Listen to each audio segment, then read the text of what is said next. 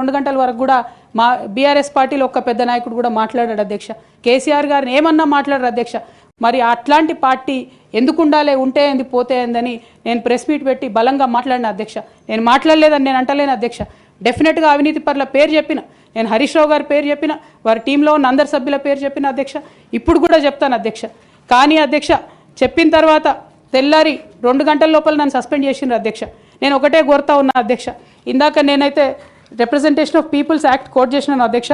అందులో section 19.1C అని కూడా ఉంటుంది అధ్యక్ష. ఇది రైట్ టు అసోసియేషన్లో అధ్యక్ష ఆర్టికల్ 19.1C. అంటే ఒక అసోసియేషన్లో మనం మెంబర్ అయినంత మాత్రాన ఖచ్చితంగా ఆ party membership does not place an individual outside the constitution అధ్యక్ష.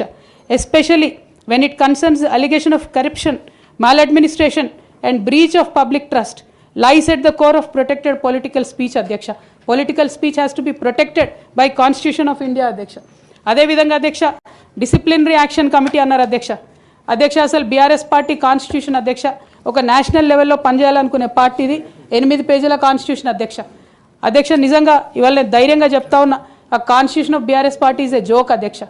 ఏమి ఉండదు అందులో. అసలు పోయిన కమిటీ ఎప్పుడు వేసిర్రంటే ఎవరికి కూడా గుర్తుండదు అధ్యక్ష. నన్ను సస్పెండ్ చేసే ముందు డిసిప్లినరీ యాక్షన్ కమిటీ అని సడన్గా రాత్రికి రాత్రి పుట్టుకొచ్చింది అధ్యక్ష. పుట్టుకొచ్చి నన్ను సస్పెండ్ చేశారు అధ్యక్ష. కనీసం నన్ను పిలవాలా, కనీసం షోకాజ్ నోటీస్ ఇవ్వాలా, పోనీ ఇవ్వలేదు. ఎమర్జెన్సీ పవర్స్ వాడి అధ్యక్షుల వారే సస్పెండ్ చేశారు అనుకుంటే తర్వాత కనీసం ఫైనాలిటీ ఆఫ్ ద ఆర్డర్ కోసం అధ్యక్ష అపిలేట్ రూట్ తీసుకుంటే కనీసం తర్వాత ఎక్స్ప్లెనేషన్ అడగాలి అధ్యక్ష. ఎటువంటి పద్ధతి లేదు అధ్యక్ష. ఒక పార్టీ నడిపే పద్ధతి డెఫినెట్గా ఇది కాదు అధ్యక్ష. అవసరం అనుకుంటే నేను లీగల్గా ఛాలెంజ్ చేయొచ్చు, కానీ నేను ఛాలెంజ్ చేయను అధ్యక్ష.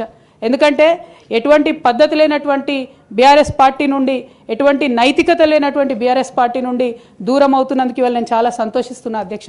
నా కుటుంబం, నా పార్టీ, నా రక్తం, నా చెమట, నేను 20 సంవత్సరాలు తెలంగాణ ఉద్యమం కోసం నేను పడ్డటువంటి శ్రమ, నేను చేసినటువంటి కష్టం గుర్తించకుండా ఒక చిన్న ఉరిదీసేవాడిని కూడా అడుగుతారు అధ్యక్ష. ఈ దేశంలో అంత మంచి దేశం మనది, అయినా కూడా సస్పెండ్ చేశారంటే చాలా సంతోషిస్తున్నా అధ్యక్ష. ఇవాళ నేను వేరే ఏం లేదు.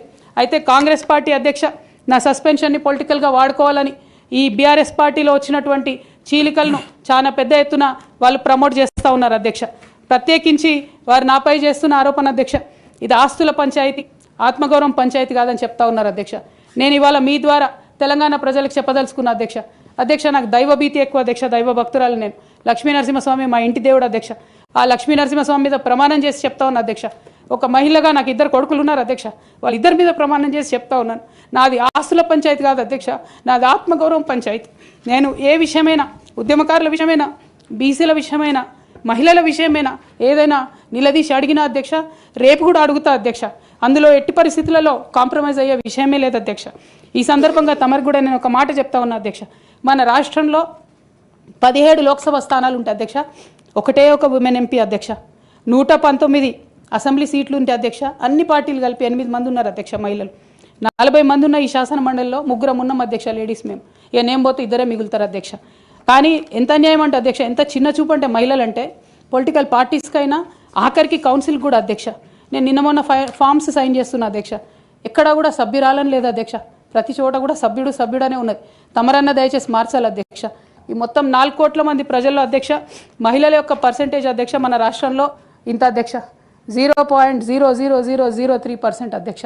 ఇది మాకుండే రాజకీయమైనటువంటి రిప్రజెంటేషన్ అధ్యక్ష. రాజకీయంగా ప్రజల మధ్యలో కానీ పార్టీల మధ్యలో కానీ మాకున్నటువంటి రిప్రజెంటేషన్తో మేము ఆడవాళ్ళ కష్టాలు ఎవరికి చెప్పాలి అధ్యక్ష. ఒకనాడు కేసీఆర్ గారు అన్నారు అధ్యక్ష, ఈ దేశ రాజ్యాంగాన్ని మార్చాలి, మహిళలకు సమాన హక్కులు కావాలని. నేను అడుగుతా ఉన్నా అధ్యక్ష, పార్టీలు రాజ్యాంగాలు మార్చుకోవాలి అధ్యక్ష. ఇవ్వండి మహిళలకు సీటు. మీరు ఎంకరేజ్ చేయకపోతే ఎవరు ఇస్తారు అధ్యక్ష? ఎందుకోసం ఇస్తారు? మనం రాణి రుద్రమదేవి గురించి ఇలా మాట్లాడుకుంటున్నామంటే డెఫినెట్గా ఆమె స్వతంత్ర సంగ్రామంలో ఉన్నప్పుడు అధ్యక్ష మొదలు కాంగ్రెస్ పార్టీలోనే ఉండే అధ్యక్ష. భగత్ సింగ్ కానీ, సుభాష్ చంద్రబోస్ కానీ ఇట్లాంటి వాళ్ళందరూ. కానీ తర్వాత వాళ్ళ ఫిలాసఫీ వెతుక్కొని వాళ్ళ దారి వాళ్ళు వెతుక్కొని పోయినారు అధ్యక్ష. పార్టీలు వేరైనంత మాత్రాన, దారులు వేరైనంత మాత్రాన అధ్యక్ష లక్ష్యం ఒకటే కాదని కాదు అధ్యక్ష. నా లక్ష్యం ఎప్పటికైనా ఒకటే అధ్యక్ష, తెలంగాణ బాగుండాలి, తెలంగాణ ప్రజలు బాగుండాలి, వాళ్ళ కోసం పనిచేయాలి అధ్యక్ష. దానికోసం నేను ఖచ్చితంగా పనిచేస్తూనే ఉంటాను అధ్యక్ష. అదేవిధంగా అధ్యక్ష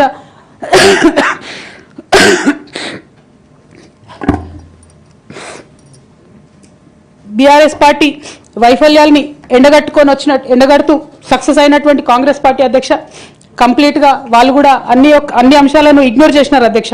నేను రిక్వెస్ట్ చేస్తున్నా అధ్యక్ష, ప్రధానంగా విద్య విషయంలో